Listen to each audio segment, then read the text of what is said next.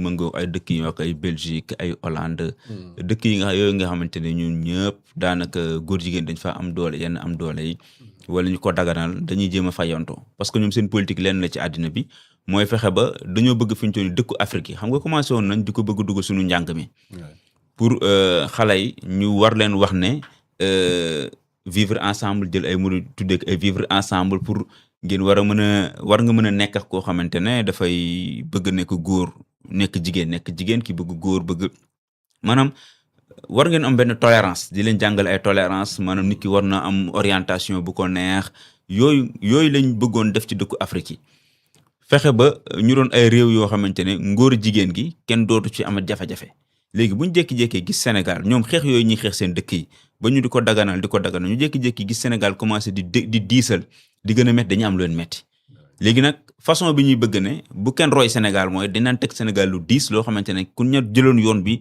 di nga dellu ginnaaw noonu lañ defoon Ghana ba ñu am ci ay jafe-jafe ba ñu deltu ginnaaw lañ ko mën tuddee parce que demuñu ba jusqu'au bout léegi nag loolu la ñuy jéem a def Sénégal mais bu yu ni mel amee li ci jiitu mooy askan wi parce que su fekkente ne ñëpp dañoo taxawoon ne dañoo bëgg ñu criminaliser ko ñu diisal ko dañoo bëgg ñu gën a mettil daani ñu def ko li war mooy ku ci nekk après sa wàll na nga ko jouer nga jouer sa partition ni nga ko war a jouer ni nga jouer sa partition ni nga ko war a jouer mooy nga fexe ba tey jii fépp foo war a défendre loi bi nga défendre ko wane ne lii askan wi ñoo ko bëgg ñoo ko sàkku te ñoom ñoo nekk ci ginnaaw loi bi parce que doléance bu yàgg la woon bu jiitu woon régime bi la woon waaye su fekkente ne ñun dañu jékki-jékki rek ñëpp daal di dellu ginnaaw commencé tiit su boobaa day doon loo xam ne daanaka dañ leen di yombal li ñu bëgg. te dañuy gën a am fit.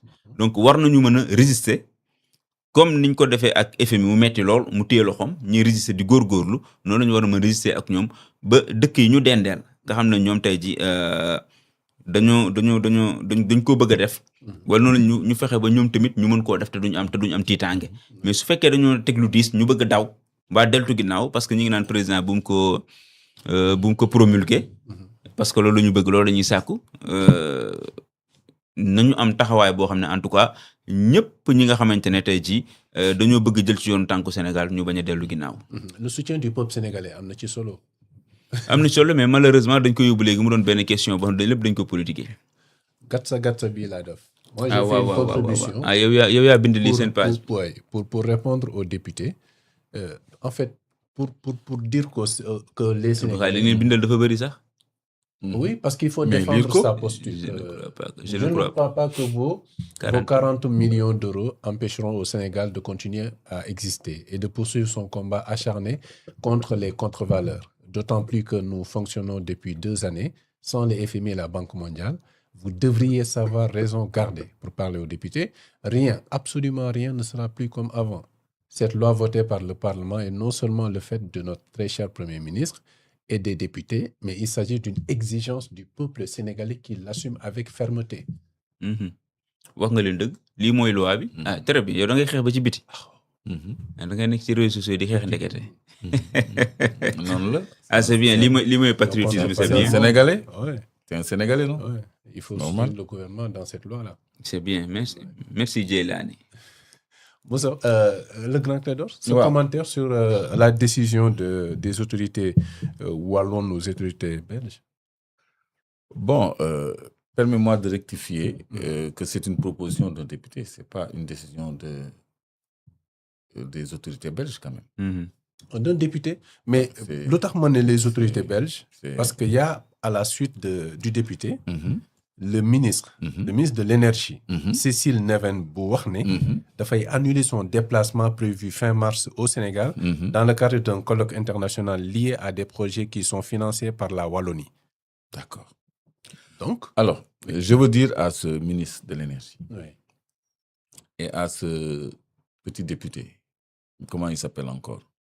Guillaume Soupar. Guillaume Soupar, que le Sénégal est un pays très attractif. 40 millions d'euros, c'est environ un peu moins de 25 milliards. Alors que les entreprises belges ont des intérêts au Sénégal.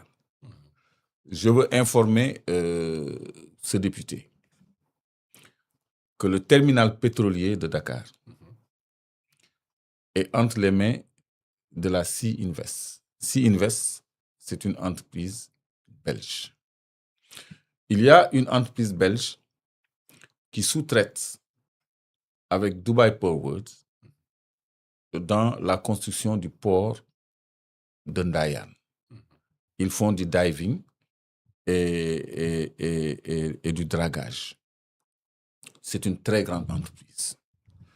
Je veux que ce député et ce ministre de l'Énergie sachent que dans la modernisation du MOL4, qui doit être un port multimodal, une société belge est engagée, Continent, mais également le port d'Anvers, qui est le deuxième port de Belgique, qui s'intéresse à notre MOL4 et à nos ports secondaires.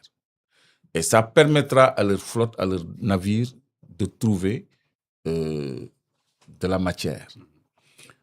Parce que nous, c'est de grands exportateurs de marchandises vers les autres pays d'Afrique. Et le Sénégal doit être un hub de réexportation de ces marchandises. Je sais que ce député et ce ministre de l'Énergie ne sont pas au courant de ces opportunités offertes aux entreprises ou à des entreprises belges. Je crois qu'il ne va pas, sur des questions de morale, remettre en cause les intérêts de multinationales belges au Sénégal.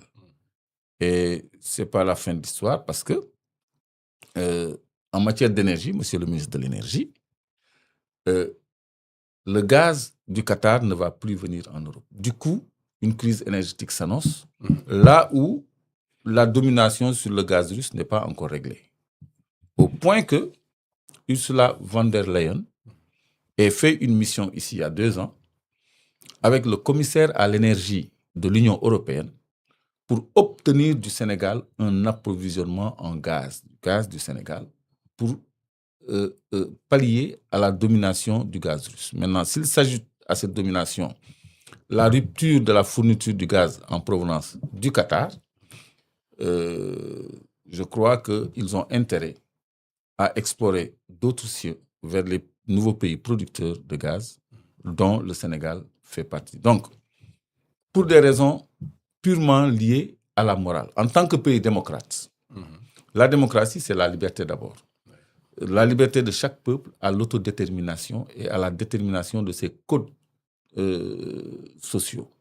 Donc, ils ne peuvent pas nous imposer un code social qui ne correspond pas à nos réalités sociales. Et sur ce, si l'on propose de suspendre quelques 40 petits millions d'euros, nous, on les trouvera ailleurs en nous faisant respecter.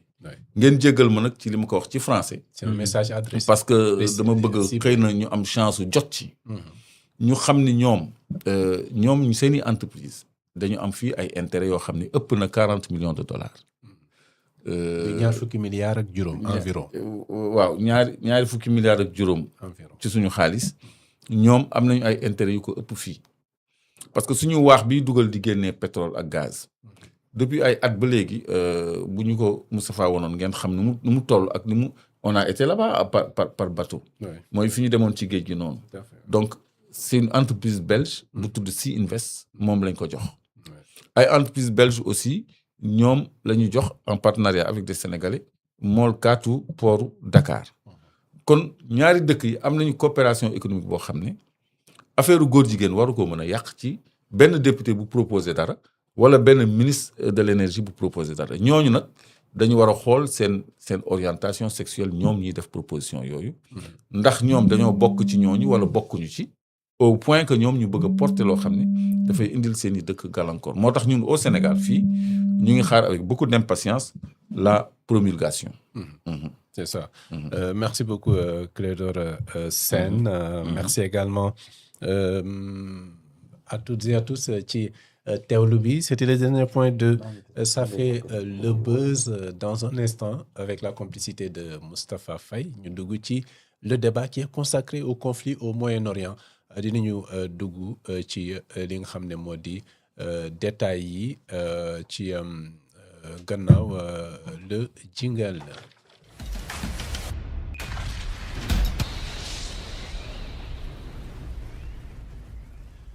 le débat bi nga xam ne moom la ñuy consacré à une seule et unique thématique bi nga xam ne moom la ñu intitulé comme suit: guerre Iran-Israël, stratégie d'élimination ciblée ou risque d'embrasement mondial. lu tax ñu samp laaj bi mooy Israël dafa nekk ci benn stratégie d'élimination. li ko waral mooy déjà il y a deux autorités militaires yoo xam ne iranien faat nañ leen ñu nekkoon ñu am solo ci dispositif